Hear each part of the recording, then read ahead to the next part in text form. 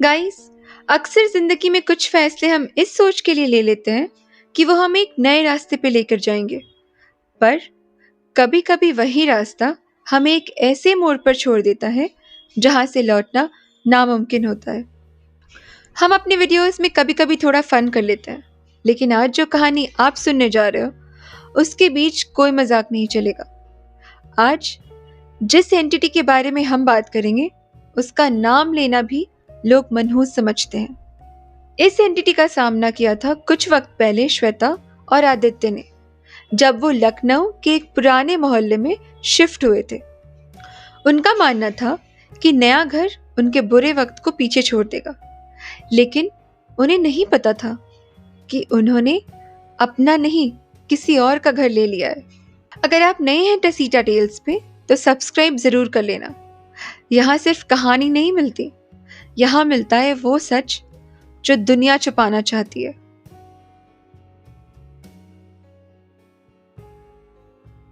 आदित्य, उसकी पत्नी श्वेता, उसकी माँ कमला और छोटा भाई राकेश, ये 4 लोग पिछले 10 साल से मुंबई में रहते थे। आदित्य एक ऑटो पार्ट्स कंपनी में अच्छी पोस्ट पे था और उनका जीवन शांत और संभला हुआ था। लेकिन एक दिन एक फैक्ट्री में गैस एक्सप्लोजन हुआ और आदित्य की कंपनी बंद हो गई। उसके साथ ही उनकी इनकम, उनका स्टेबिलिटी, सब कुछ छिन गया।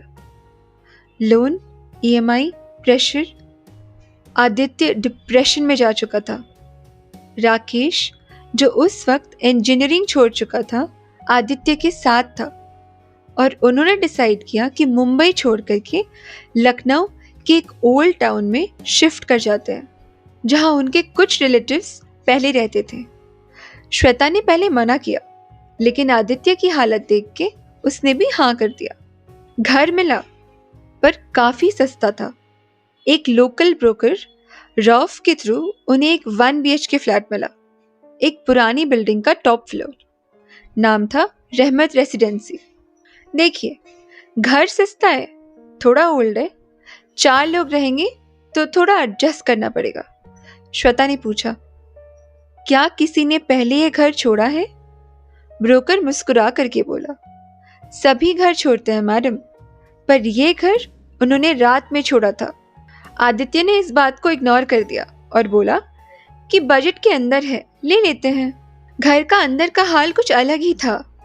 दीवारों से पेंट छिल रहा था, एक कोने में पुराने दिए जल रहे थे और किचन में आगे एक छोटी सी बालकनी थी जिसमें दरवाजा नहीं था, सिर्फ एक पुराना झूला और एक पतला सा कर्टेन।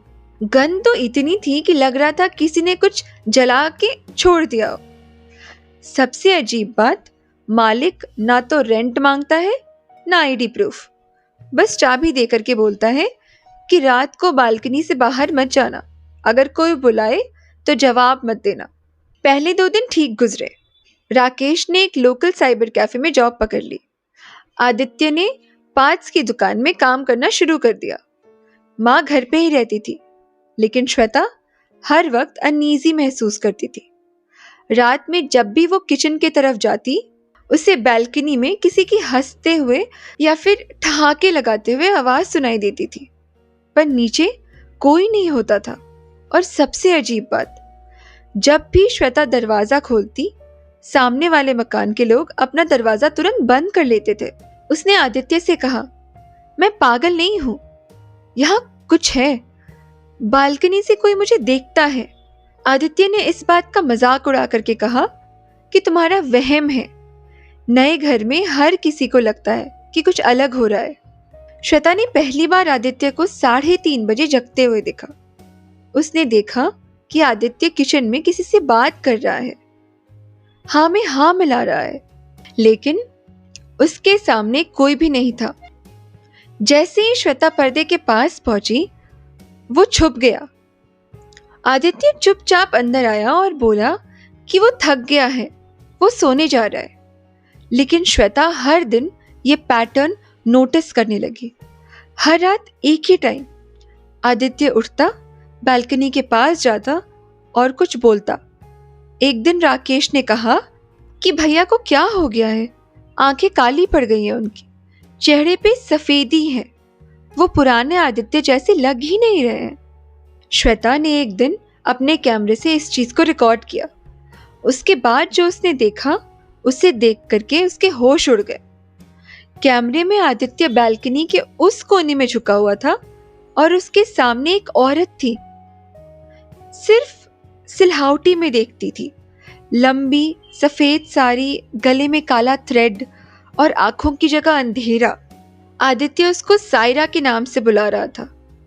मैं आया हूं सायरा, मैं तुमसे वादा निभाऊंगा। श्वेता ने पीर बाबा को बुलाया। बाबा आए, बिना घर में घुसे दरवाजे पे ही रुक गए और बोले, तुम लोग किसी और के घर में रहते हो।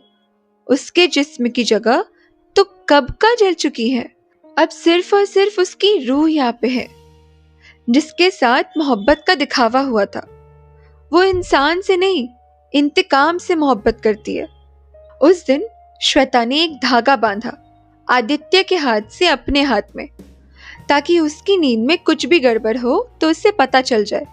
3:20 को श्वेता के हाथ हिलने लगे। श्वेता जग गई, देखा कि आदित्य धागा खोल रहा था। उसने हाथ जोर से पकड़ा और बोला कि आज तुम बालकनी नहीं जाओगे। आदित्य घूरा और फिर बोला कि सायरा मेरा इंतजार कर रही है, अगर मैं नहीं गया तो वो तुम सबको लेकर के चली जाएगी। माँ, राकेश, सारे लोग जाग गए। सब मिलके आदित्य को रोकने लगे। जोर जबरदस्ती करके उसे सुलाया गया। रात के 3:35 हुए। एक इतनी तेज चीख आई कि घर के शीशे हिल गए। बालकनी में एक औरत थी, जला हुआ चेहरा, गले में काला धागा। वो चिल्लाई, आदित्य, तुमने आज मुझे धोखा दिया, तुमने मेरा वादा तोड़ा है, मैं अब किसी को नहीं छोड़ूंगी। सारे लोग घर से भाग गए। रात में ही सामान छोड़ा, कुछ नहीं लिया। अगली सुबह बाबा ने बोला कि सायरा एक जिन्नात थी, जिसे एक आदमी ने मोहब्बत का वादा करके छोड़ दिया था। उसकी रूह ने तब से हर आदमी को अपना बनाया है जो उस घर में आया है। श्वेता ने पूछा कि अब क्या होगा। बाबा ने सिर्फ इतना कहा कि अब बस दुआ करो कि उसकी नजर तुम पर वापस ना पड़े। फ्रेंड्स, मोहब्बत सब कुछ जीत लेती है। ये सिर्फ कहानियों में होता है। जब कोई जिन्नात मोहब्बत करता है तो वो सिर्फ एक चीज चाहता है, अपना हक, चाहे उसके लिए किसी की जिंदगी ही क्यों ना छीननी पड़े। जब अगले बार कोई बालकनी में आपका नाम लेकर के पुकारे ना, तो जवाब मत देना, शायद वो कोई इंसान हो ही ना। मैं हूं रिया और आप देख रहे हैं टसीटा टेल्स। अगर आपके पास भी ऐसी कोई कहानी है तो भेजिए हमें, और हाँ, चैनल को सब्सक्राइब करना मत भूलिएगा। Thank you. Good night.